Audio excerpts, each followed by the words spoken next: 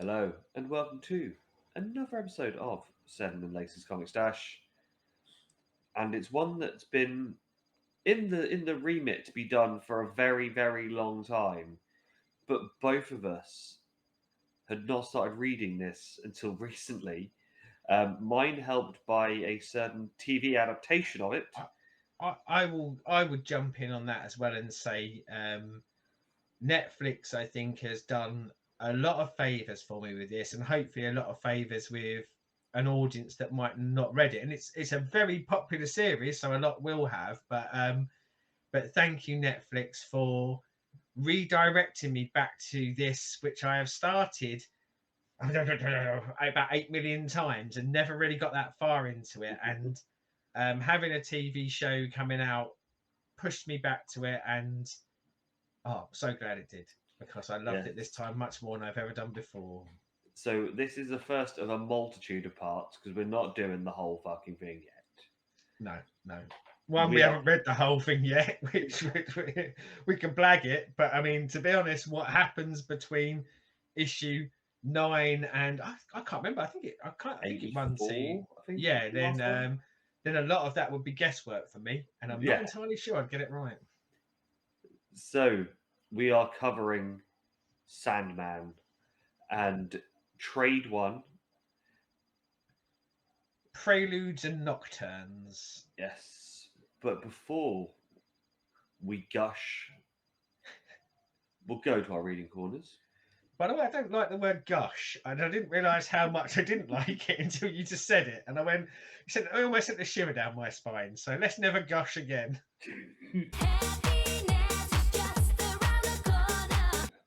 So, reading corner. I don't have anything for reading corner this week. My reading corner is what we're talking about. My reading corner is Sandman. So I am going to cede the floor to your good self to see what you've been doing outside of Sandmanning, if that is a real word. So It's not. I have two for the reading corner. DOS, The redos. first is a 6-issue run, which I mentioned on last week's show, is the Eat, Bang, Kill tour, Harley Quinn animated series run that runs after season 2 and is a prelude into season 3 of the TV show. Oh, because I was going to ask you, is this connected to the animated show, as in it recreates episodes, or whether they just went cash in? But you've answered it right there, so I didn't realise it was almost the stories in between. That sounds quite interesting to me. Yeah, so I have watched all of season 1. I haven't watched season 2 yet, and season 3's only just started in the States.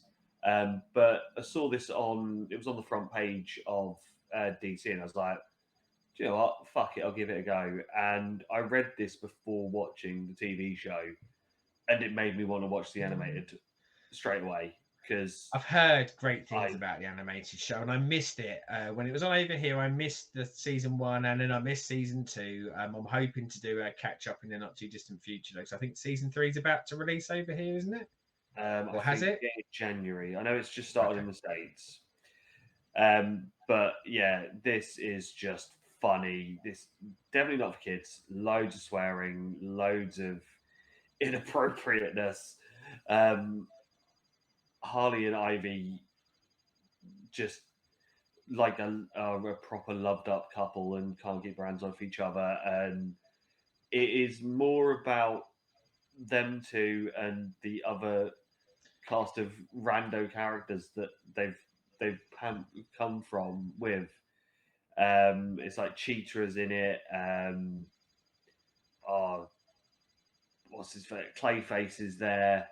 There's just loads of rando, and it is just funny. When I Uh, heard there was going to be an animated series, I didn't really look much into it because I didn't think it would go into that world. I thought it would be, here's a way to cash in on Margot Robbie's popularity as Harley Quinn. Let's just have an animated one walk through waterfalls constantly. And that's why I didn't watch the first season. I think it was only really when the second season come around and I started to hear people talk about it and say exactly what you said there about how sort of deliciously dark the humor is, and how it plays with her relationship with Ivy, and a lot of the, I'm going to say, like, I'm going to go with generously with B lists of some of the villains, but kind of gives them their own personality and their own kind of story and figures of fun. That's where I got really interested. So yeah, I am bang on for watching the animated. So did you say this sits between season 2 2 and and 3? 3, yeah. Okay. So you could read this as a standalone. You don't need to have or know what's happened. There's a couple of moments in there. There's a little box at the bottom that goes, "This is this happened in season Previously 2." on, But, yeah. yeah, but it is a perfect little standalone little run, and yeah, I absolutely loved it. And second one for the reading corner is one of my favorite episodes of Batman the Animated Series, but I didn't realize that it had been done as a standalone issue and special. Is Mad Love, the Harley Quinn and Joker Yeah. special. I think I love this more reading it than I did watching it on the animated Really? series. I've Um, not read it, but I'm surprised. And don't get me wrong, it's a nice surprise. I'm surprised you loved it possibly more. yeah, no, reading it the way that it's drawn, the way that it is done, it comes across and holds up so much better than I remember the animated one being. And I said it was one of my favorite episodes of that amazing Batman animated series. Um, yeah, all the 90s nostalgia love on this. And I think what probably does it great is it's Paul Dini, so the guy who wrote the animated, writes the comic book as well. So it's not kind Yeah, of being handed off into lesser people's hands to go, oh yeah, cash in. yeah. Write a half-assed version of this. So yeah, that would be a selling point for me. I would love to, and I know this is leaning away from the comic book. I would love to at some point do like a rewatch of the animated series and everything, like all the accoutrements. But as far as I know, it's not available on any streaming services, and I don't over here And in the Amazon UK. Prime did have it, Ooh. but I think they only had season 1 and 2, which at the time I have on DVD anyway. So it's just like, oh, don't bother. I don't know if they've got all of them or even if Yeah, they're still on there. I But just feel like it would be great to come back to it so many years later and watch it as a whole all-encompassing run, because it was fantastic, wasn't it? yes. So that is our corners, No, it's our corners. and we're sticking with the 90s. 80s? Is it 8? I thought it was 8, 1990. 88, I believe. Oh, you're going back in the time. But I mean, the bit we're doing is 80s, but it does lean heavily into the 90s, because obviously a lot of it is published in the 90s. But yeah, we've gone back a whole nother decade. And one of the things that I think it's very 80s-y, the bits that we read.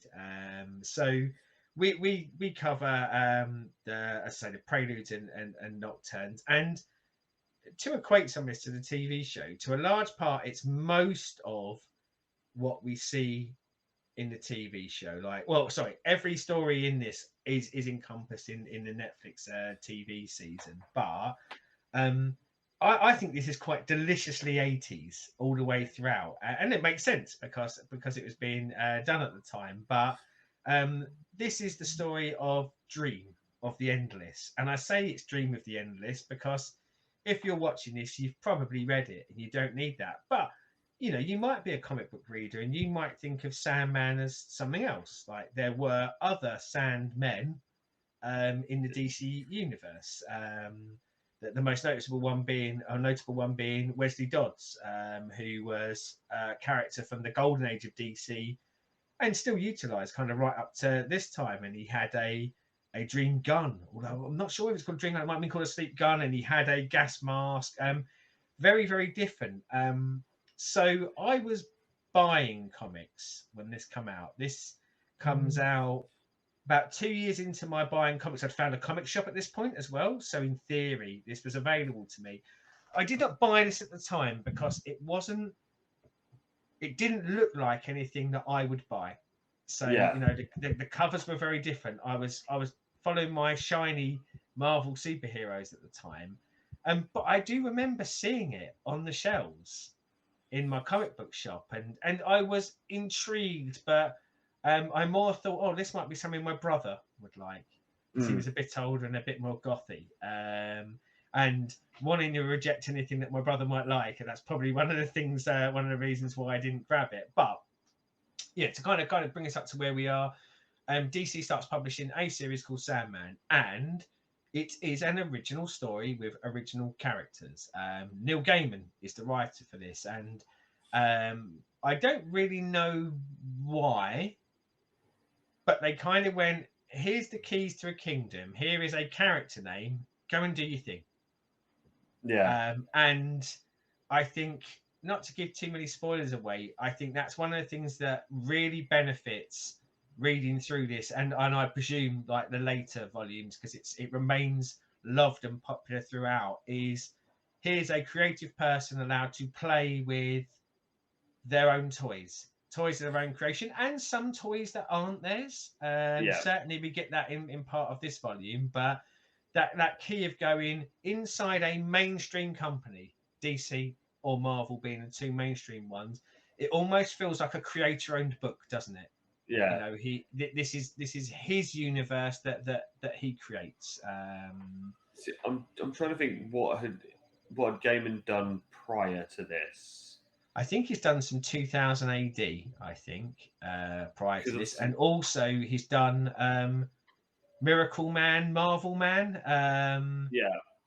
But he only did X amount of issues before court cases brought to the demise of that. But I think this is his first major US work. I think. Because I'm not sure. Because obviously, I know him also from books and stuff. I'm pretty sure like Coraline and stuff was. Oh, all his books are mainly post this. Yeah, Yeah. yeah. Well, I say all of his books. All the books he will be known for. I think even Good Omens, I think he's quite a way through writing this before he gets that kind of gig, and so on and so forth. So yeah, like and I say like his first major US gig. I'll be honest, like this wasn't a major US gig either. It's not like there was hundreds of thousands of people clamoring for when are we going to get our Sandman series. So I guess from a DC perspective, it was a low risk, and a risk that they'd taken with UK creators before. They put Alan Moore onto Swamp Thing. They put Grant Morrison onto Doom Patrol, and Animal Man. So I think they had a bit of a history of going, we think this guy is really creative. We'd like to do something with him. Give him a property that he can play with and that he can shape, and that potentially we can build off of. Yeah, it's one of the first things I will say with this is of reading Alan Moore at the time. So things like V for Vendetta and Watchmen. It is very in keeping with what the British writers were doing at that time, and this could have obviously it goes on for as long as it does, it being 84 issues. But it could have quite easily been that same sort of thing as like V and Watchmen, where it's 20 issues, there's your full story. Yeah. It lives in its box, and there you go. I'll probably look up a bit more when we do later ones. But as I say, I don't know whether in his head he had this 84 issue story kind of planned out, or whether its relative sales success, and I'll say relative sales success, I mean, it wasn't selling X-Men numbers, but I think it way outsold what they'd expected of it, whether that kind of bred him the ability to, he might have gone, I've got a 20 issue story here, but when it was indicating that maybe he might have a bit more room to tell it, maybe he added extra bits in. But yeah, we can do a bit more research for kind of later ones, because we're just kind of at the entry point here. But yeah, you're right. Creators like that were more often getting 12-issue series or shorter ones to tell their tale, weren't they? Yeah. Obviously, before we go into the full story, I fucking love the art in this. This is so pretty and so bleak. Um, I can see where the Crow's creator got their vibe from, because that's it. There's clearly sort of stealing from this in sort of the design of people and what they've done. Um, the first time And I saw the Sandman character was actually in wrestling, because Raven used to always wear a Sandman t-shirt. I thought you were talking about the Sandman, and I thought No, we're gonna have to have a quiet word here, Chris, and point out they're not one and the same. This really. ain't your beer swilling, smashing your beer can on your head. He doesn't get to that by issue 84, as far as I know, but maybe he does. If he turns up as hardcore hack by the end, I'll be happy. But yeah, no, Yeah, yeah. It is. It is.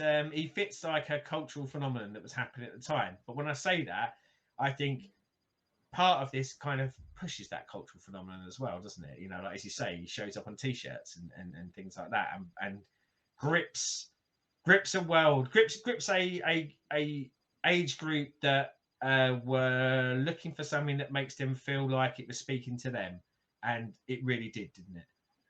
yeah, it is very much aimed for the disillusioned, shall we say. Yeah. But yeah, as I said, with the art, what really helps for me is that all of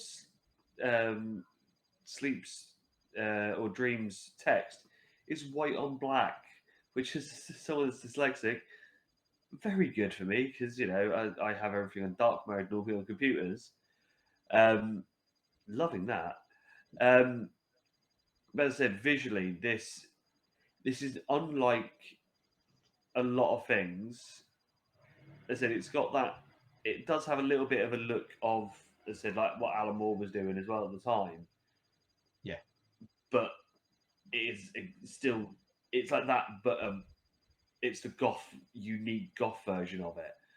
And I don't know And about you, but I do think Dream does look a little bit like Robert Smith. yeah. And when we talk about things we like and don't like, I bloody love The Cure. I've always bloody loved The Cure, but for many years I lied and said I didn't because my brother liked The Cure, and so I was like, no, I don't. But secretly I would be listening to The Cure a lot, and I continued to, and now I'm willing to admit it. But yeah, I think that's your character model, isn't it? That's my start point. I like his look. I like the way he portrays himself. Sam Keith, do that. And when you say about the art, I mean, one of the things that I think is worth kind of picking up on the art is the art changes halfway through this volume. So it starts off with Sam Keith for the first four, I can't remember if it's 4 or 5, and then it moves to, oh God, I can't remember the other artist's name, but I'll grab it when we get there. It does change over, but I think the aesthetic doesn't change. The person actually laying it down on the piece of paper may change, but it keeps the same vibe, feels, etc. through it. And I think one of the things that really helps that is Dave McKean does the covers, and the covers are gorgeous. The covers are absolutely amazing, and the style of the cover and the sort of trade dress stays the same throughout. And yeah, it really kind of ties it together. I mean, we are talking, and I don't know if it's coming across, but we quite like this. This is sort of total package comics. This is a style, good writing, good art, good trade dress, and everything kind of pulling itself together. And you know, I think that does massively help it. But I guess after kind of waxing lyrical a bit about it, we should at least probably go into jump in and out of the issues and kind of go into a bit of what was going on and possibly what resonated with us and why we like it. And I mean, we start off in issue 1, which, as I say, for us, we're coming into it cold. But I think, and I say I think, for readers at the time, they're coming into it cold. and we're introduced to a whole new cast, and a whole new cast in a really interesting way, isn't it? You get introduced to, I'm going to say, the effectively the kind of the evil that drives through the initial part of this story, Dan with Macy's. with Roderick Burgess and what we say gothy, but kind of, let's be honest, it feels very Cthulhu-esque, group of people getting together with all their cloaks on, going, we are going to capture an entity, and we find out that they're attempting to capture death, because death exists, and death exists as an entity, and they want to capture it because they want for their own means. So the gift of eternal life for them, and I guess whoever they choose. But of course, if you control death, you become the most powerful person in the universe. And a ritual, and who doesn't love a ritual in a comic, it is done, and an entity is captured. But we find out that they're not very good at their jobs, and rather than getting death, they get Dream. And Dream is our Sandman. Dream is the character that we will ostensibly follow throughout the series, although I think when we get to later volumes, we'll see that that's not always the truth and not always the case. But he is kind of our titular main character for this, isn't it?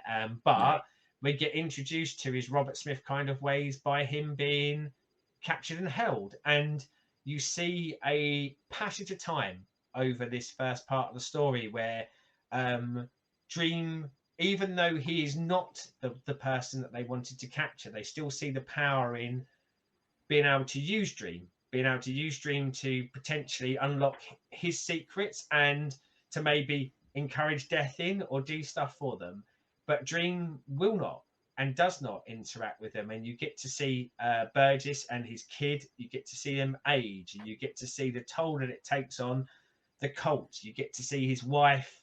And it is his wife, isn't it? It's his wife, his girlfriend, that kind of does the. But I can't even remember whether they were married or not. I think she's the help that he just knocks up.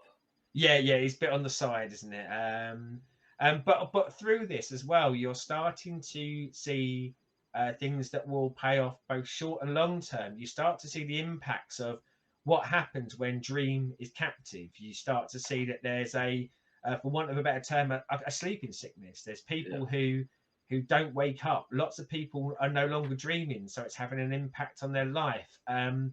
You see little snippets, and I think it's here that you get to see a little bit of Wesley Dodds, the person we mentioned of being, who was known as the Sandman for so many years in DC. And in issue 1, I think one of the things that is very, very gripping and great about it is when you actually stop at the end of issue 1, and I do this quite a few times throughout the issues, and I think back to what he has given us in this singular issue. He has created a universe within a universe straight away, hasn't he? Yeah. It's I think you've got obviously the world of Dream and what he controls and what him not being in his world causes, and you've also got the cult and what they do and what they're trying to do. I love, especially because in the first one, I love the fact of the Englishness of it. They're reading the Sun. Yeah. Yes, they are. Yeah. Page 3 to see the boobs. And when you say, like, when we were saying earlier about like timing it felt like 80s for me because of that. And not saying that the boobs weren't in the Sun in the 90s, but and I've read a lot of Hellblazer, and it felt, as much as I say he's created his own universe, it felt like something that would easily slot into what we were seeing in Hellblazer, because of that Englishness of it. Yeah. So see, the first one is very much the first episode of the TV show, which is obviously him being captured and then finally getting out of the dome. And they steal his powers, don't they? And I say they steal his powers. They steal the things that he has bestowed his power into. So it's a helmet, isn't it? A pouch of sand and what's it? And ruby. Oh, it's ruby. Yeah. Sorry. And you know, just things like that. I just think it's great. And the hard part of it is I think it's great because we see how those kind of parts of the story do pay off in this volume. But such a nice thing to have that as a concept that someone who is, I think we're already feeling by the end of issue 1 is a big deal, but not he's a big deal like he's Superman. Yeah. He's a big deal because he is at the very least a kind of demigod. He is something beyond what we know of as heroes and villains, or what we traditionally see as heroes and villains. Yeah, he said you don't get a great deal of what sleep or what dream does. You just know that he is non-human, godlike. You know his big doings, and you know that the world's not so good without him, and you know you want to know more about who he is and what's going on in here. And I know we said it beforehand, but I'm going to very much just quickly touch back onto the art again. The art really helps us along because, as you say, it does England quite well. It does English quite well, or certainly English at the time, or the English that we remember at the time. Yeah. But it is very dark, isn't it? It is very dark throughout, but not dark in the this is murky. It looks like they've put too much ink on the page. It felt like a horror comic. Yeah. And I think that's what I want out of it, or probably what I didn't want at the time when it came out, but now I realise I do want. So yeah, as I said, that first one, it's one of those of it does that great thing of just giving you just enough of this world that you don't know what's going to happen, you don't know where or what's going on, but you want to know more about the main character, and you want to know if he's going to get his stuff back. Yeah, and you want to see, because Burgess is a prick, isn't he? Yeah. Like they set up a really good prick villain where you go, I want nothing but bad to happen to this, and I want nothing but bad to happen on the whim of someone from the Endless, whoever it is, but probably the captive dream. I do wonder, in a time machine, if you could go back to people who had been reading DC for 20 years at this point and had only ever seen the Wesley Dodds-esque or and I think there were some other iterations before this. He went, oh, Sandman, yeah, I kind of like that character. Let's pick up this series, and they got this. I wonder if they just went, oh my god, like that kind. The thing we've talked about before of the oh my god jaw-dropping moments of this isn't what I expected this to be. Yeah. But yeah, it said that first one, I was like, oh my, and I was straight into reading more. Because I smashed through the first 4 issues in one hit. There was some big royal moment going on the telly at the time, which I couldn't give 2 shits about. So I was much happier in the world of death. And the Queen died, but Dream is being held captive. Exactly. Come on, context people. More important. Yeah, and we do get the culmination of the story as well in this, don't we? Like in that first issue. So it's not like we've got 25 issues of Dream being held captive, and effectively, like he's held. I want to say, it's not 100 years he's held for, is it? It's less than 100. It's from like 1913, 1914 up to like the 80s. Yeah. But it's for a considerable amount of time, and you go through these lifetimes, and let's be honest, ultimately it's the it's kind of the laziness of humans that actually allows Dream to ultimately escape, doesn't it? Like they keep their guard up for so long, they get old, they get lazy, they get complacent, they hire shitter guards to sit there reading their copies of the Sun, and Dream escapes, and Dream's sort of meting out of justice is just deliciously cruel, isn't it? Yeah. He puts him in like an endless and and again I guess this is where the term endless sort of starts coming into it, but like an endless almost state of awakening, isn't it? And like they just purvey it really well on the panel, almost the screen there. Like you feel it, and you kind of. This is where horror comics or unsettling comics, I think, it's a hard road to trek down, but when it's done brilliantly, it's really impacting. And I think it is stuff like this because you just go, shit, that's just some dude drawing on a piece of paper, but that's genuinely impacted me and going, oh, I never want to be in that position. Yeah. The second issue just sort of carries on with the joy. This one obviously is where he's going to get his sand back, but you also see him go back to the world of dreams. It's a weird thing to say out loud, isn't it? He's going to get his sand back. Yeah. And for us who've read it, and for people who've read it and watched it, you kind of go, yeah, of course he is. But if someone had just randomly tuned in for the first time, and that's the first statement they hear you say, oh, he's going to get his sand back. Like people go, what the fuck is this dude talking about? So yeah, on this one you see the twins, Cain and Abel.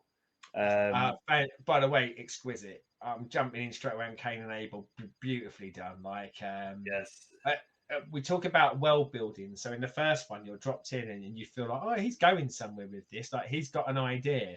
And I think it's when you start to see Cain and Abel, and as you say, you start to see the dreaming or the realm of dreams, where you go, Jesus, not only has he got something more to tell here, but this is just crammed full of ideas and things that we can resonate with. Like I don't know whether it still is a big thing, but I was certainly taught Cain and Abel when I was a kid, but I wish I'd been taught it this way, because they're much more compelling in this than they are any other version I was ever taught of them.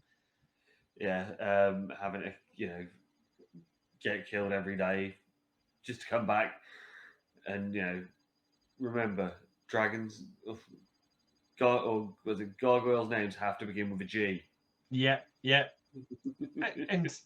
and you get that because Cain and Abel do lean into the Cain Abel, like the killing the brother and the cruelty and things like that. And you look at that distinguishing factor and going, in a lesser writer's hand, they go, yeah, we'll put Cain and Abel in, but they're kind of in it, so they're on the good side. So maybe one's a bit more jovial than the others. No, they are horrible and lovely in equal measures, aren't they? Yeah. And you again, it pulls you in. You go, I'm not used to this level of universe building from scratch.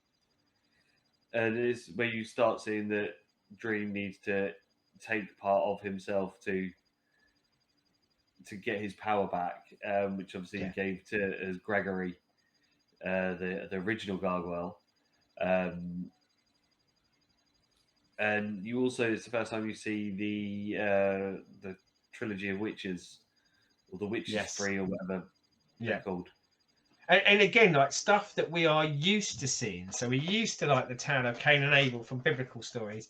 The Witches 3, like littered into not only Shakespeare, but littered into stories abound for centuries. And you're kind of going, okay, you're not just like borrowing this stuff, you're weaving all this mythology in, and you're weaving it in with that suggestion of going, a lot of this started off with, and I keep using the term endless, I don't think we're, but the endless and you as Dream. Like you are the inspiration for so many of these stories because you created these myths. And it's kind of breathtaking. I do wonder why it took me so many reads to really this to resonate with me, because I talk about now and I think, what were you thinking the first couple of times you read it?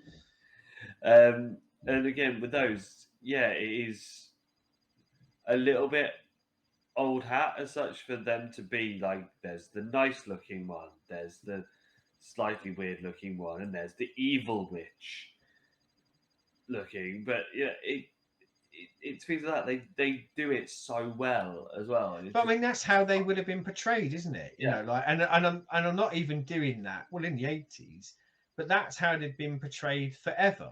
Yeah. So it does make sense that if he created them, that's how he created them, because that's what would have perpetuated over the years. And like, go back to the art, like you get to see how ravaged his castle and everything is because he's not been there. So it pays off that he's been in captivity for 50 plus years, and when he's not around, things fall to rack and ruin because he has to be there to keep things afloat.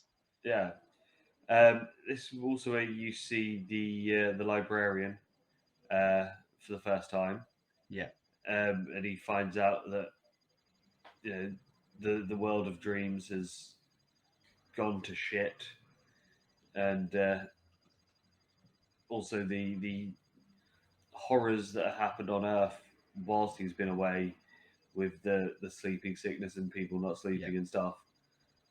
And he then decides that he has to go get his stuff. Um, Well, at this point as well, I think there's an interesting note for people who've watched a TV show and not read the comic. And if you've watched a TV show, read the comic. But there's some bits that are mentioned around here, and this will pay off in the next couple of issues that I think, for context, is worth. This was published by DC Comics, and when it starts, this is a DC comic. It's in the DC Comics universe. It is in the same universe as Batman. It is in the same universe as Superman. All this stuff is happening concurrently with those, and it is when we see the Witches 3 that we are told that for the Sand, go and see John Constantine, which was a real mark out moment for me as a big John Constantine Hellblazer. But it talks about with the Ruby, the answers can be found with the League of Justice, which is the Justice League. Now, if you've only watched yeah, the TV show, you've probably got no idea that this has links to mainstream comics. And I will say it's worth knowing before you go in, because those links do deteriorate over time. But yeah, be prepared. You will see some real linkage in it, certainly in this first volume, with the universes that have Alfreds and Harley Quinns and all those sort of things. Sandman is happening in the same place at the same time at this stage. yeah. So you get Constantine, and again, I love the Englishness of this. Whereas like it's in a lockup, I think in Croydon, of all places. Like Yeah.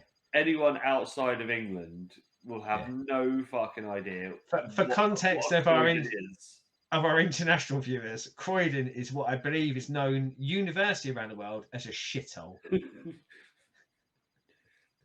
and a shithole in the arsehole of nowhere. Yes, yeah. But And yeah, it really is. It really is, isn't it? It's, and I think there's, when I say about crafting a whole new world, a whole new universe within a universe, I guess there are some advantages to being from a different country to most of your readers, because you do probably get some wins, don't you? yeah. I do think probably people, and it was 88. Sorry, 80, I say 88. I think like the publication date was, or cover date was 88, but things would always actually be on the shelves 3 months after it, so probably 89 at this point. But I don't think we had any internet at all at this point, so it's not like someone could go on Google and go, "What is Croydon?" Yeah. They just had to imagine what Croydon was based off of what you're being shown here. And he then goes that he thinks it's an ex-girlfriend's house. The ex-girlfriend, fuck me, that was gloriously hideous with the way that they portray her, because she's been holding on to the pouch of sand. It's, I mean, it's the allegory, isn't it, for like drug addiction, like Yeah. and again, you know, the time when it was, and Hellblazer doesn't shy away from this, you know, that you've got drinkers, smokers, drug abusers, and after kind of Constantine does what Constantine does somewhere in the past, where he just fucks off to go and do something, probably fight a demon or, you know, some kind of adventure, she finds this pouch and gets addicted to the power that comes from it, the power to dreaming. And yeah, you're right. I mean, visually, it's a punch in the stomach, because you just see this body that is absolutely racked, isn't it? It's Yeah. Again, though, I imagine something that quite often less fortunate people, like maybe in certain services like ambulance services and police, will find drug addicts in this kind of withered state, because they've got to the point where they functionally can't move anymore.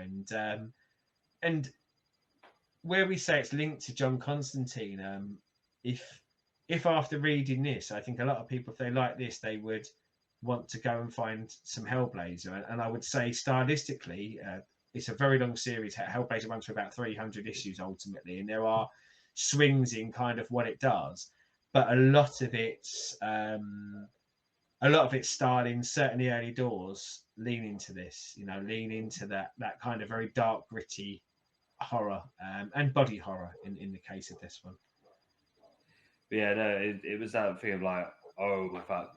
Um, this being one of the first big changes on the TV show, it's John Constantine and not Joe Constantine, but that's because of DC rights. Yeah, and it was the only thing that I think I really like the TV show. I think they do a brilliant job. It's the one bit that I wasn't so keen on, but I'm a big John Constantine fan, and I even like. God, I'm terrible. I can't remember the name of the lass who plays Constantine in the TV show. She was from Doctor Who, and I think she's fine, Yeah, but she doesn't suit that character for me. She isn't a bastard. yeah, She isn't. She doesn't have that edge to her that I expect from a Constantine-esque character in these universes. yeah. I think it's because of there's still talk of there being a Constantine 2 film, is why I can't they see. can't use the Yeah. right or couldn't use. Yeah, and they had the TV show up until recently as well, didn't Yeah. they? They had a John Constantine TV show, but So yeah, it is due to that they had to make a slight change. But yeah, it's still that same story arc. It's still the same thing that happens, just a little less Croydon. well, and Sandman does get his pouch back and effectively gathers up some of his lost power. And there kind of is a moment where he takes his pouch and he's going to leave, isn't he? And Constantine kind of calls him on it and says, "You can't leave her like this. She's dying, dead." And you see the mercy of Dream, even though Dream's been held captive by humans. Yeah, I think this is kind of a moment where, rather than seeing him being vengeful for the whole race that ultimately did this thing to him, he shows mercy and he gives her a dream, doesn't he? Like that kind of last fading dream, but rather than it being a dream that she's perpetually stuck in, it's that happy moment before her body gives up on that. And also he helps Constantine as well, doesn't he? He removes a nightmare that Constantine is perpetually having. So yeah. on almost a humanizing a non-human character. But yeah, beautiful stuff again. He then goes off to hell. This To time go is get his helmet. yeah. Who doesn't need to go to hell to get their helmet? I had read a few bits and bobs here that had touched on DC's hell at this point, so I had seen some of the interpretations. As much as it wasn't really my bag, by accident at the time, I picked up a few Swamp Things and a few demons, Etrigan the Demon bits, and so I had seen this, and this is I don't know if I can use this term, but let's go with it. A beautiful rendition of hell. Yes. But it's not beautiful. I don't want anyone to think that it's No. it's pretty. But it's just rendered so well. I was really impressed with it. It is stunning with the level of demons and stuff that they draw on this. You get all three versions of Satan there: Beelzebub, Lucifer, and Azazel. That's how I always pronounce. I don't know if that is it, but like, yeah, that's always been. Yeah. And you get the game, which I thought this was fucking genius. A, in the TV show and on this, just that idea of imagining yourself, having an imagination battle against you to one up. I don't know whether that existed before this. Like, it's one of those things where it feels so beautifully clever, but I don't know whether in historic fiction there's been a rendition of this before and it's lifted from it. I'd like to think that this is Gaiman's own creation, and hopefully it is, but I don't know whether whether it is something that is in historical myth or something like that. But yes, the kind of one-upmanship of like a fantasy. I am this, then the other person having to come back and go, well, if you are this, I am this, and that would beat that. and beautifully filmed for the TV show, but one of those times where I think even more beautifully done in the comic book. And also, little nod, I think I know where Stranger Things got their idea from, for the Hellfire Club. Yeah, yeah, Uh, We talk about the t-shirts and the merch. I think this is a hugely inspirational piece of work that for stuff that right the way up to today, I think a lot of the creators today probably wanted to become creators after reading Sandman. So I think yes, things do jump in later pop culture. so yeah, he gets his helmet back.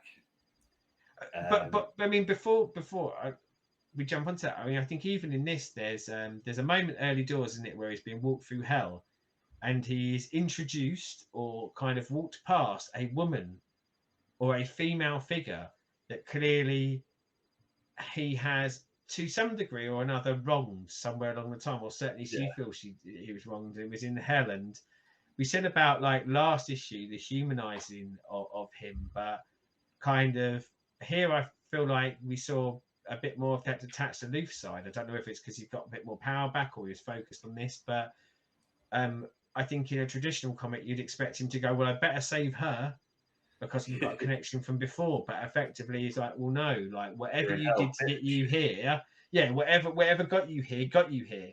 That's not my bad, and I might have done bad things to you, or it might not have gone the way you wanted, but I'm not here to solve your problems. I'm here to solve my problem. And I like that. I like our characters to be well-rounded and not necessarily doing the thing that you'd expect your traditional hero of the piece to do. Yeah, again at that point where he's obviously has that conversation with her in the cell. The walls of hell just look fucking beautiful. Again, it is visually stunning. Well, and that bit where you get the scene, the crowd scene, as I think of it, of like all of the demons, and just the time and the patience it must have come to kind of draw that bit out, because Yeah, not every one of them's shown in intricate detail, but there's enough of them to go, wow, that panel must have taken a fucking age to actually draw. yeah. As I say, there's a lot, like especially in the foreground stuff that are done to a lot of detail, and even the ones in the background, they're not completely sort of fleshed out, Yeah, but they've got horns and they've got sort of holding axes or whatever, and the holding stuff, or there's yeah. wings, so there are just enough details to keep you going on Well, them. and from a DC lore point of view, I don't know. So the demon that is shepherded in that's rhyming Etrigan. I don't know. Have you ever come across him in DC stuff before? No, So he is like a long-standing DC demon, and more often than not, probably takes a role of a heroic character rather than an evil character. But he is a demon from hell, and Alan Moore did a lot with the rhyming elements of it. So we talk about that interweaving. So last issue we saw that there's obviously some love there, and what Gaiman was building. Probably had some chat with people like Alan Moore in the world to kind of go, yeah, we'll get Constantine in, and then subsequently we get another character that he liked playing with introduced in as well. So it's almost the Brits taking over at this point. There's a lot of yeah, interweaving between characters that the British writers seem to really like. and I'm pretty sure it's the end of this one where you also see that uh, Johnny Boy with the ruby is in Arkham, Yep. I mean, which this was the big. I mean, we've mentioned the League of Justice before, and as I said, we had little interweave into the DC universe, but Arkham Asylum, like this is the big doings of interweaving. This is Batman country. yep. And I can't remember if it's in this issue or if it's in the next one where you see him talking with Scarecrow. Next issue, I think it's the start of the next issue. I think in this one Oh, you this is where it's see his he's in mum. Arkham, yeah, and he gets told his mum's died, and he gets handed an amulet of ruby origin, let's say. Yes. So he gets because he gets the amulet. 'Cause he needs that to then go to find the ruby, doesn't he? Yeah, So yeah. So going into the next one, you then got John D, who again stunningly horrible Yeah, in the yeah. character design. It was weirdly enough, I'm so used to that character design that when they did it in the TV show, at first I didn't twig it was, because I was just like, because they don't make him as viciously grotesque as he is in this. I mean, basically, he's just a withered husk again at this point, isn't he? Like, he's all Yeah, teeth and kind of either no skin or such withered skin, all dried, that he doesn't look like a human being. He's got straggles of hair on his head, hasn't he? yeah. It looks a bit like a Burns victim. Yeah, yeah. Yeah, actually, that's spot on, isn't it? That is exactly what he looks like. Good call. So yeah, he's then speaks to to Scarecrow, who tells him that no one ever gets out of Arkham. Truly, they Yeah. always end up back. Yeah. Which I just thought was like, just fits like the Batman lore side of it so well. That yeah, they always get out, but they always end up back in. So hyperbole potentially here, but I really honestly do mean this. We get maybe like a handful of panels of Sandman in this issue. My favorite version of Sandman I've ever read in a comic. Oh, sorry, Sandman, a Scarecrow. Sorry, Scarecrow, my yeah. favorite version of Scarecrow ever. I think Gaiman gets him, and maybe it's because he's playing in this horror universe, but I think he gets him so well. And oh yeah, absolutely loved it. Absolutely loved it. Made me want a Neil Gaiman Scarecrow series, which we've never got and we never will. But yeah, made me want that. Yeah, and then he gets out, and you get that beautiful run with him in the car with Yes. the young nurse. Yeah. Who she is. Rosemary, I think her name Yes. was. I think. Which just the verbiage for this was great. My boyfriend's a hitman in the mob, and all that bit, and you sort of hear bits of him being a nice, caring guy, and you're like, oh, he's just look, it's just because he looks like that. It's why he's been treated that way. Yeah. But then there's Yeah, just him as an unfortunate victim because of circumstance, rather than him being a bastard. Yeah. And then obviously you've got he goes off to get the ruby, and then he just shoots her, and you're just like, there's the cunt. There's the cunt inside, because she dare her say a little white lie just for her own safety. Yeah. Well, one of the things that I love about this whole passage, and he was a character. This isn't the first time nor the last time that he's seen in DC Comics. I talk about that weaving him into the DC lore.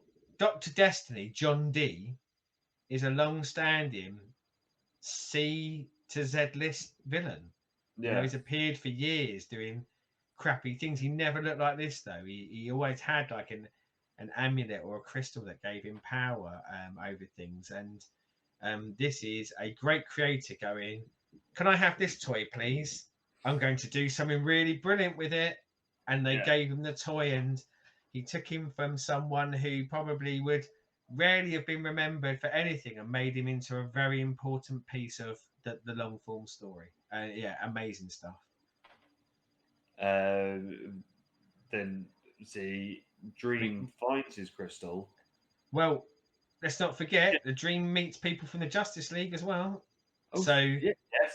Yeah, he meets Mr. Miracle, he meets the Martian Manhunter, and there's a brilliant moment where Martian Manhunter recognizes him, but not as we went on an adventure at some point. He recognizes him as one of effectively the Martian gods or the demigods, whatever we're going to do. Brilliant. Like, again, interweaving into a pre-existing, and this is the issue where we get the most of that. He is part of this universe, but done so smartly. It's not just do you remember that time when we biffed a villain on the nose? It is my God, I revere you because you are somewhat of a god in my culture. Fantastic stuff. Yeah, it is very, very clever. The way that they do this and the use of that. And again, like interweaving a pre-existing universe, and I think why it's done so brilliantly here is so when John Dee gets the crystal and he kind of imbues it and corrupts it, is how I took it, so that when Dream shows up, it actually is so corrupted it kind of knocks Dream out, doesn't it? Dream goes to the old school unconscious, and John Dee escapes or just leaves with it. And for the issue that interweaves us so much, it takes us to the next part of the story, which is my favorite part of the story. The next chapter is where this goes from this is really, really good to this is amazing. And I think one of the things that makes it so amazing is you go from that, here's Martian Manhunter, here's Mr. Miracle, to go, oh, fuck. Because we go into issue 6, which is based in the diner, which is where John Dee goes to after knocking out the Sandman. And I'm not entirely sure I can do. I know TV show as well. I think this is where the TV show really knocks it out of the park as well.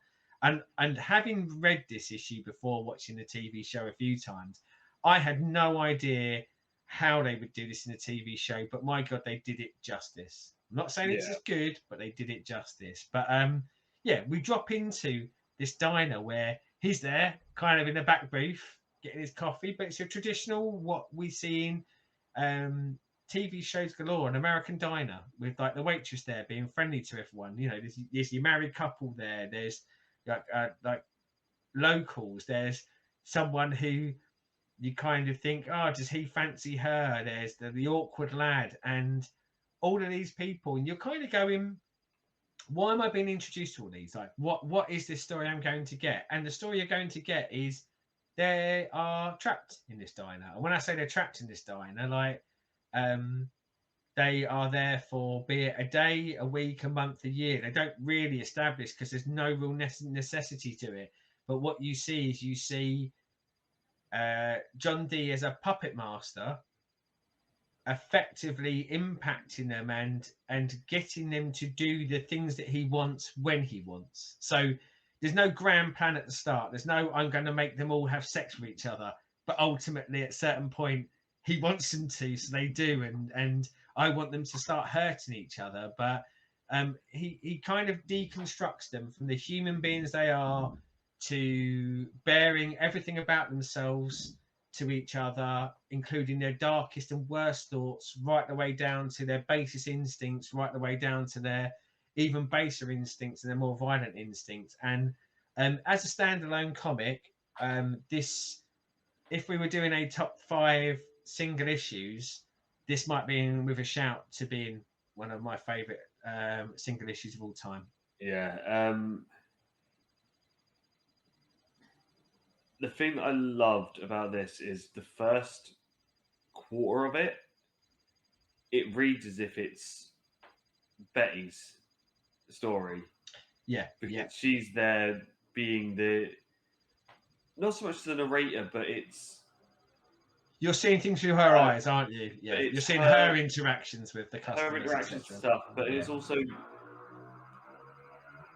her imagination of the stories that she tells of these people, because she writes these it makes out that she writes these books about the customers that come in.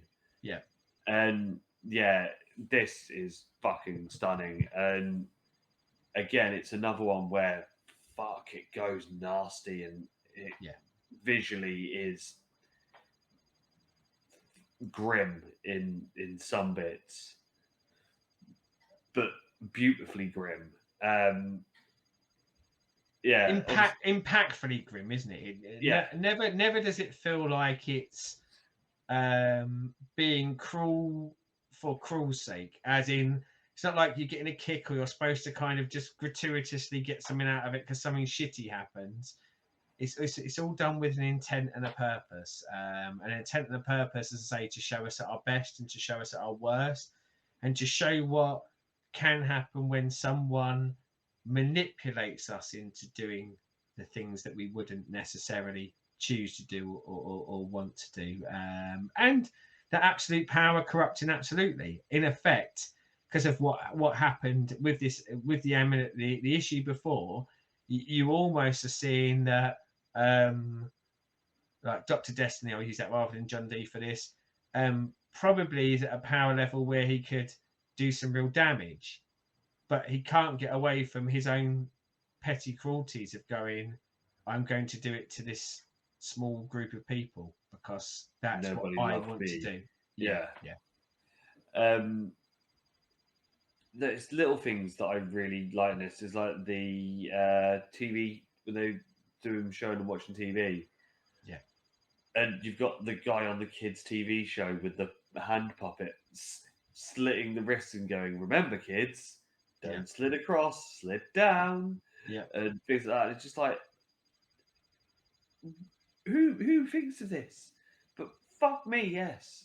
And who thinks of it and puts it on a panel, which I think is a difference, because I think someone might think of that, but I wouldn't think of it while thinking of all the other stuff that goes in this issue. You know, we talk about like quality and where this is, and we've got another just under 80 issues to go.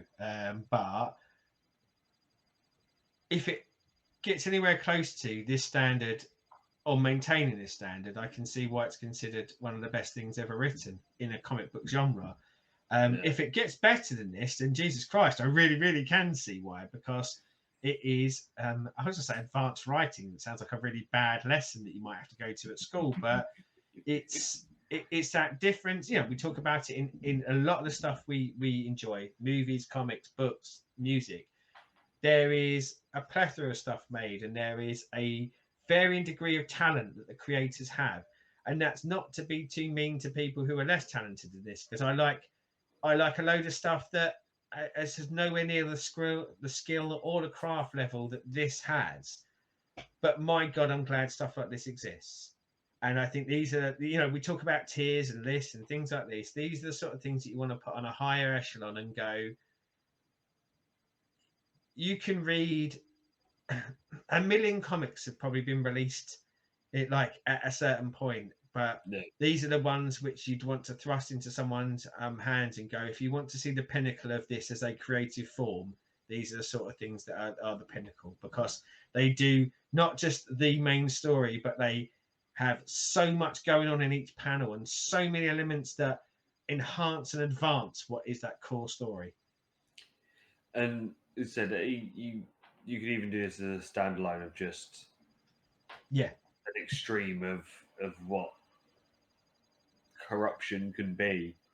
Even though it's part of a bigger story, you could, if this was a single issue of a horror anthology, okay, you might be a bit weirded out by who some of these characters are, like when Dream turns up or bits like that. But no, this is a singular story that, you could read it as a singular story, but it is essential to the tapestry of where the story goes. Yeah. At the very end, I think you don't even, do you even see Dream at the very end of this, or is it? He just comes in, doesn't he? You see him in, I think it's almost the final panel. To go back to kind of a more traditional kind of comic book, you go, he's turned up. We're going to get the fight scene next, which was what you do if it was a superhero comic, I guess. Yeah, but yeah, this issue is just stunning. If you read nothing else from Sandman, just read this one at least. And even if I would say that if you have no intention to watch the TV series because you're not really into TV or you don't want to watch the whole series, find the corresponding episode to this because they do this brilliantly in the TV show as well. Yeah. After that, we go into the fight issue. Fight. Um, so Dream and John D have their scrap, but it is in the world of dreams. Yeah. And again, like art, I'm going to go back to art. Like the writer wants to get something across here, but what a beautiful opportunity he gave to the artist to sort of go, Yeah. these are the bits I want to touch on. Fill your boots, do something wonderful. So yeah, the dream fight. Oh, take you into the world of dreams, and with this again, it's not your traditional fight scene. It's not just let's have a ruck. Yeah, it's not like, let's put them in their pajamas, punch, socko, zap, pow. You can tell I've been watching a lot of Batman 66 again. and then like a way to transition in between fantastical places, but all they're going to do is have a fisticuffs. It's so much smarter than that. And when I say smarter is true, but probably the better descriptor is it's so much more interesting than what we would see in again a lesser creator's hands. Yeah. So yeah, with the way that he gets John basically to defeat himself by crushing and destroying the ruby, so fucking clever. Yeah, yeah. And again, when you read it, it's so clever that you go, have I read this before? Have I seen this before? And you start kind of almost second guessing, and you kind of go, because now that I've read it, it's so obvious. And why aren't other writers as smart as this and integrate this sort of stuff into their story? But maybe they do. It's a certain period of time where Grant Morrison's and Alan Moore's, although I guess Alan Moore's been around for a while. But I don't know, we'll talk about British Invasion. There's lots of writers who are coming into these worlds and just I think thinking outside the box a little bit more. They're going, I need to get from A to B, but for my B, I want to get there somewhere more interesting than what I've seen everyone else do before. And hats off to Neil Gaiman. So with the end of that bit where obviously John is taken back to Arkham, and we see Crane. Oh, sorry, I meant to say, so before we just go back to the Arkham thing, you get to see that kind of personification of the power, all of the power going back into Morpheus Dream, and like as a visual cue, he's bloody massive, isn't he? Like, but I think it really is to kind of show that scale of going, what he has been up until now, this is where things change. Yeah. Because he's got, and no, there's still a lot of work to do, but he's got all of his power back. And whereas up until this point, he might have felt a little bit more. I mean, we saw him start off as being captured by humans and him having to traverse through some stuff, including being knocked unconscious. All of a sudden, he's had a big power boost, hasn't he? Yeah. And but yes, sorry, Arkham. I didn't want to cut into too much of Arkham because again, we go back to my favourite Scarecrow ever. Yes, we see Mr. Crane, and he's there feeling quite smug for himself, reminding John that you always come back. Yeah, yeah. And I just loved that. It's what, 4 panels just as a callback that is just perfect. Yeah, it's a lovely start to a story because of the great cap off at the end, and also we see the mercy of Dream of granting the world which had been going through mayhem, which we saw on the TV, a night of sweet slumber, but also the inmates of the asylum. Like he is I'm going to say merciful God. Again, I think we'll find out more about God, not God, demigod, whatever terminology you want to use, but certainly a being of a different kind than what we are as human beings, and that can be cruel, kind, merciful, vicious, and yeah, well-rounded. So we then get the next two issues, which are sort of standalones for what they are. The first one is awesome, and it's where we meet his sister, Death, who is the An awesome ultimate Funko Pop.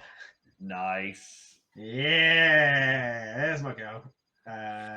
Sorry for the glare. Yes, there's my girl. Who is very much token 80s goth. Queen of the Goths.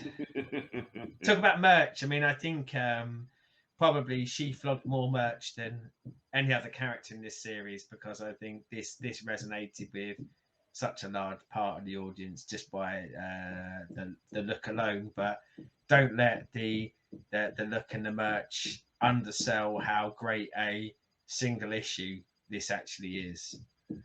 Yeah, and again, so English as well. With when the lad gets his ball, it's like, please, Mister, can I have my ball back, please? Couple of oiks in the park kicking a footy around, something that I certainly spent far too much time of my youth doing. Yes. And yeah, it was just when I was reading it and I got to that bit and I was just like straight away, can I have my ball back, please? Yeah. It just takes me straight back to being, a kid in the park and you've hoofed your ball over someone's garden. You obviously watch Death do her work as she gets Dream out of his funk because he's there being all mardy and moody. And it's nice, isn't it? Because we said about these being different beings to us, but these are the sort of things where sometimes it's grounded really well because they feel like a family. Yeah. They feel like a brother and sister, but they feel like a brother and sister as in they have affection towards each other, but also they're not averse to going, you've been a dick. Yeah. Get over yourself. And even things like almost akin to that hurt of going, why didn't you come? What it's almost like, why didn't you call? That we've all had that with members of the family where you go, hello stranger, and you go, oh, fuck off, you could have phoned me. It's almost that sort of thing, but done in a more fantastical setting. Very, very impressed with how he invoked that and how he brought me into their connection so quickly, whilst, as you say, her going about and doing her job. And we've seen Death portrayed in like books and movies for years, and for me, even in the comic book world, I'm quite akin to Death being a character in the Marvel universe. But generally, it's often the bony skeletal. It's your time, Death, and in here, it leans much more into both the sadness of death, but the beauty of death. The fact that death actually serves a purpose, and for most people, their reaction is no, no, no. But it's that getting across of going, no, it's your time, and this is why it's your time. And yeah, I'm actually about issue 6 and saying it would be in a top 5 or potentially in the top 5 single issues for me. I think it's actually a shame that they're written so close to each other, because I think this is in that same arena, but possibly because it comes so quick after 6, maybe 6 still kind of trumps it. But I think this is, as a standalone, just an amazing piece of art and storytelling. Yeah, it's the one thing, the one scene that I did see before the show went live was the old Jewish guy when Death goes into see her on the TV bit, and I was just like, "Fuck, yeah, that is so beautifully done." And then reading it and also seeing it as they've done it there, and I'm like, they got that. The guys that did the TV show obviously I know Gaiman had a lot to do with it, but they got that and nailed that. They And clearly love their source material, even having the writer involved. I think the people making the show clearly wanted to make as good a job as they could. There are differences between the comic book medium and the TV medium that won't necessarily make all these things transcribe so well between the two. But my God, they tried, and this is, as you say, a banner episode of the show against the comic book to go. Thanks for trying your best, and you've done bloody well. The boys done well, and the girls, and whatever in between. I think it's an amazing feat to and even to attempt it. I mean, there are things, aren't there? There's things in every walk of life where you go, "Oh, never do that because you'll never be able to do it justice." But they got as close to doing it full justice as I think anyone could ever get. Yeah, and it is just, it's heartbreaking, and but also in a weird way life affirming. It's like that one where she takes the baby and you just see her snuggling the kid as she wanders off, and then you then see the next panel is the mum dropping the bottle and being heartbroken, and it's just, as you say, there's that beauty in death that this does that you don't see in many other things. Well, and that example I think is a really good one, because a lot of people, if they were trying to sort of show that as an example, would shy away from something that like a kid dying, whereas going, no, this is the realities of it. I'm not gonna pretend this stuff doesn't happen, but this is part of that that cycle of life, and the important role she plays. And even one of the things I really love about it is, it's capped off by you get the punchline for the line "said really early doors" with our lad who's kicking the ball about, and she go, and like, he's trying to get a date with her, isn't he? And he went, "Oh no," she's like, "Oh, you'll see me again." And at this stage, you don't know she is death, but you know she's something. And of course, as the issue goes on, it pulls you in so much, and you get the payoff for it, because he gets killed and he does see her again. And it has laughter to it as well. It runs that emotional spectrum. I think it gets that. If it just focused on one particular emotional part of this story, that would probably be too much, and you need to show that the whole kit and caboodle. And we come off of issue 7, where we said, like, Dream gets all of his powers back, and it's kind of, well, what do you do now? And this is a mere baby step, but this is an important baby step to what you do now, because now we're going to see the endless. We're going to see what is the makeup of this world. And I think it's we said about he's playing in the DC universe, where I think it is at this stage that he almost effectively stops playing in the DC universe. I think that the confidence in this product is now built up to kind of go, yep, to maybe pull those readers in, put Arkham in, put a bit of that in, and he's gone, yeah, but around issue 8, I'm kind of done with all that stuff, and it's my story now. We'll quickly touch on issue 9, which is the last one of this run. My least favourite of it so far, and the only one that has felt massively like filler to me. I think it might be just because I don't know whether they were waiting to find out what their next amount of issues were going to be so they could go into the next arc or what. But this one was just a little bit, it was throwaway for me. This being the African tribe story of an old long forgotten kingdom that got torn apart by the fact that their queen fell in love with a different version of Dream, Yeah. or a different looking version of Dream at least. And the fact that she couldn't have him because she didn't want to become the queen of the dream world. And that's why every man has to go out to the desert to be told that story. It's like their initiation, effectively, Yeah. isn't it? Like into the adulthood of the tribe.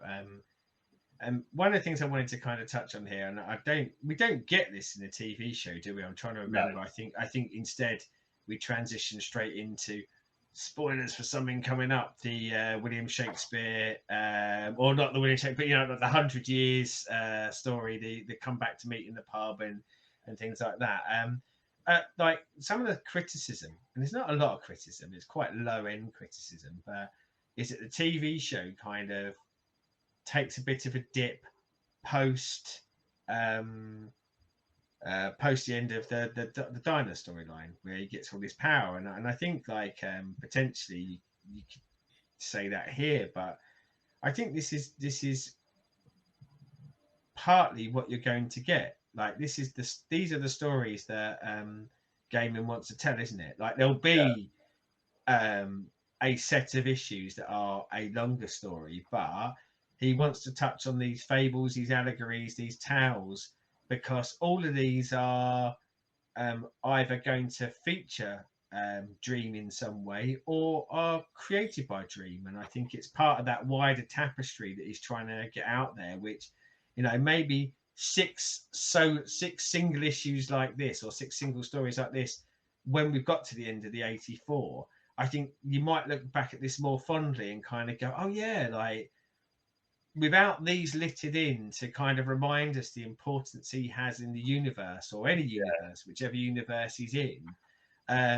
you might lose sight of that side of the character, and it not just being, and here's another story, here's another peril, here's another bit about someone from the endless. So whether I love this one specifically or not, I quite like the fact that it took time to go, here are some of the stories of the world, and this is where Dream, or the Dreaming, has been integrated into his universe before, and we're going to take our time to flesh out the whole universe that we've got, which is what he's creating, isn't it? He's creating a universe from scratch, and even more so now that he certainly feels less beholden to interlocking with the DC universe.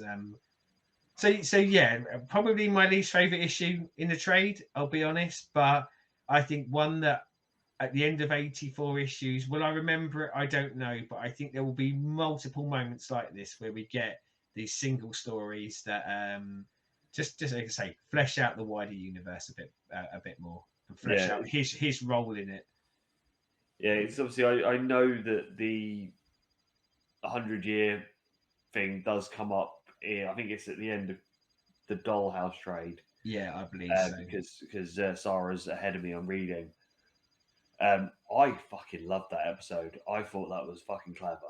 And it's a little mini story. That's one I'd be quite interested to see how it's told.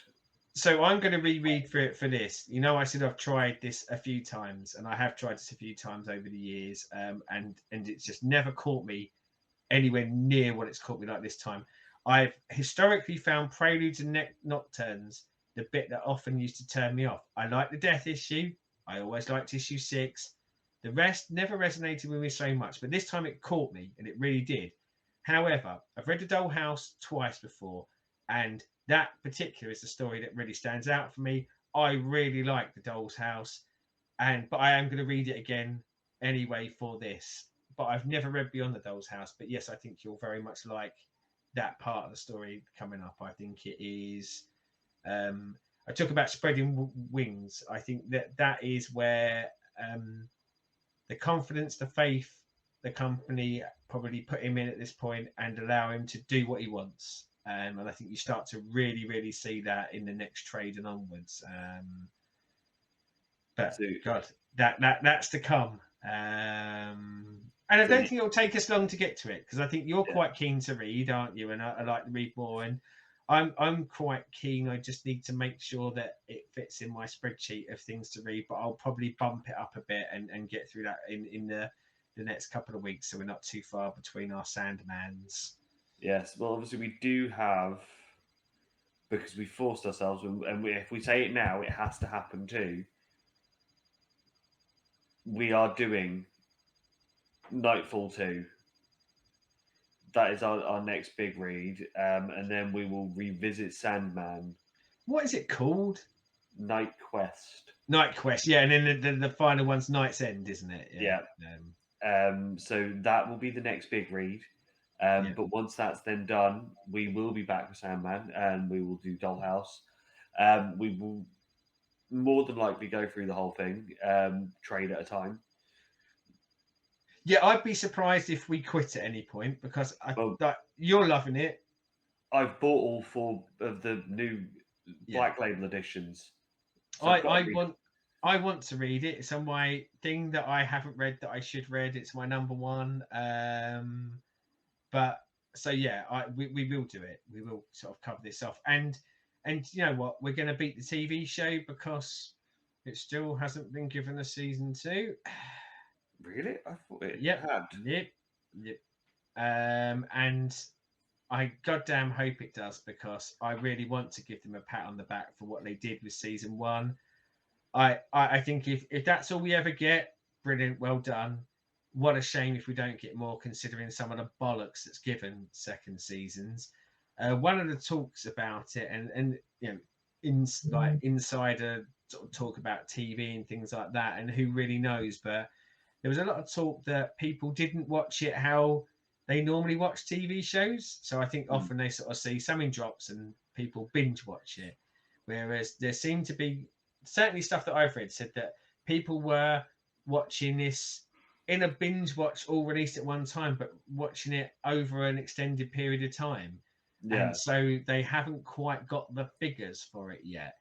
So they haven't greenlit it. But I'm just hoping this is lunacy, and it's just they haven't greenlit it yet because they're waiting to do it as a big announcement at some point. Is what I Yeah, as I say, because we did it 2 episodes a night, where sometimes with stuff we will sit and we'll crack through, but because of how visually stunning it was, you wanted to take time to let it sink in.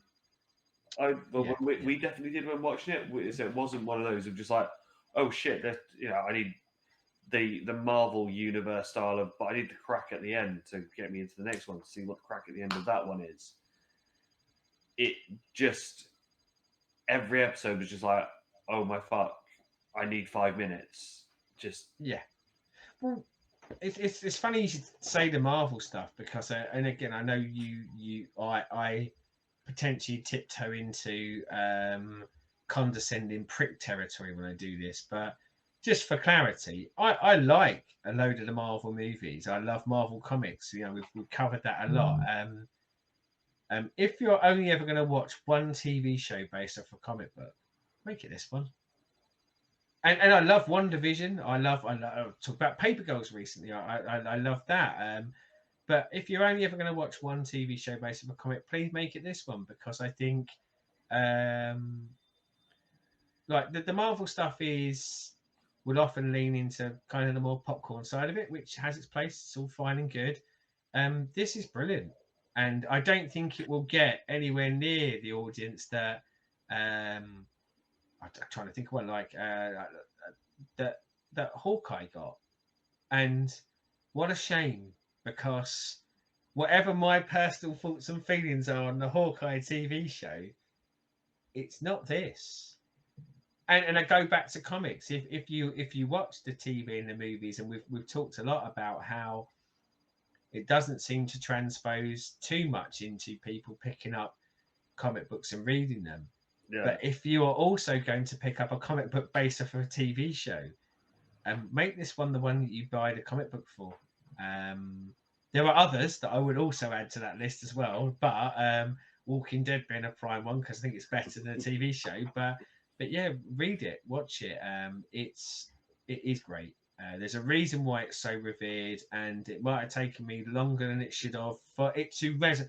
I never thought it wasn't good. It just has never resonated with me as much as it has this time, and it is fantastic. As a going in cold, as I said, I've seen the covers, I've seen the t-shirts and stuff, but it was never one that was like, oh, I need to read that.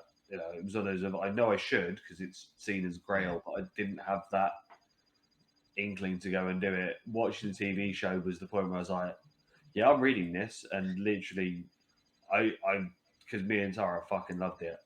We went right straight on Amazon and bought all 4 issues of the new Amazon labeled black issues.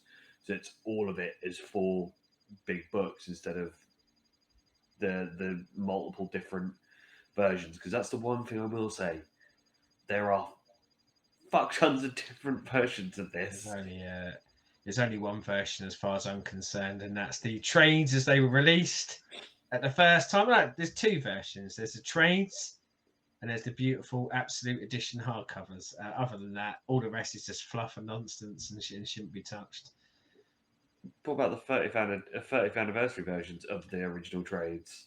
I mean, I guess probably they're buyable, which probably the original trades aren't anymore because they're probably way out of print. But yeah, I guess an anniversary edition is acceptable. But yeah, like for me, it's the and partially comics have been doing this for a long time. Although I say a long time, interestingly enough, probably when we get into later volumes, we'll get into the transition from DC to Vertigo and what that actually meant.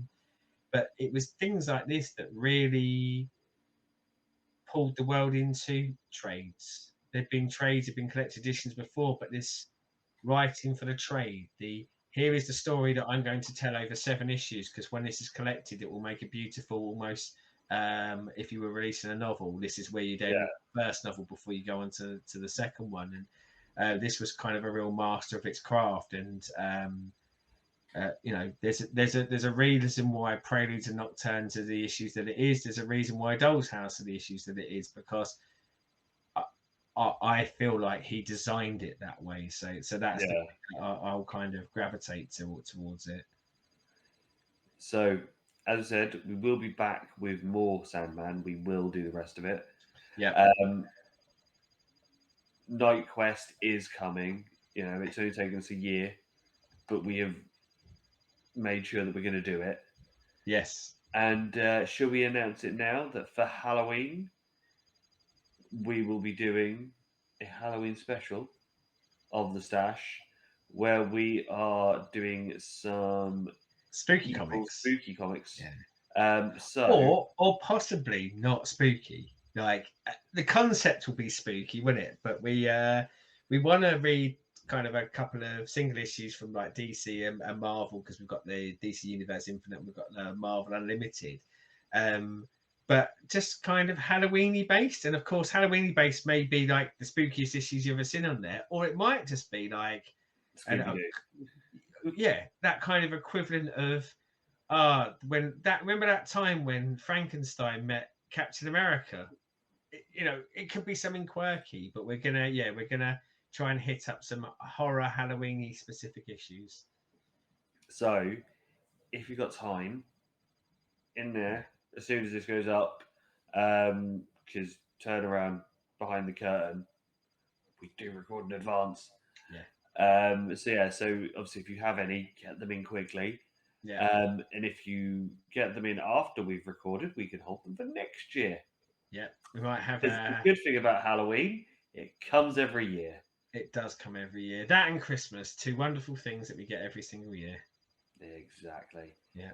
So, as always, like, subscribe, ring bells, do all that YouTubey stuff. Watch us talk music on the music videos.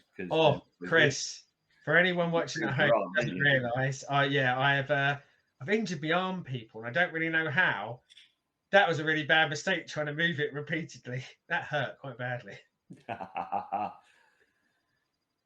So, for me, an injured boy over there, goodbye. Bye-bye. Bye.